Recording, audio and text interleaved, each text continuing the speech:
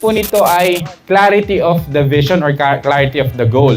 Sobrang importante po ng clarity sa kahit anong ginagawa natin. Sa relasyon, naghihiwalay kasi walang clarity. Iba, situationship na lang. Dati may anniversary, monthsary, weeksary, ngayon, daysary na lang, di ba? Bahala ka sa buhay mo. Kasi hindi na nagtatagal kasi walang clarity. Kanina po, marami sanang nanalo, marami sanang nag-take advantage. Kaya lang, hindi clear naging goal. Inuna natin yung assumption natin, inuna natin yung paniwala. Rules are more powerful than motivation. Kaya lang, hindi nagiging malinaw yung rules kasi hindi natin nakikinig. So you need to be clear with the vision. Pakisabi po again, clear with the vision.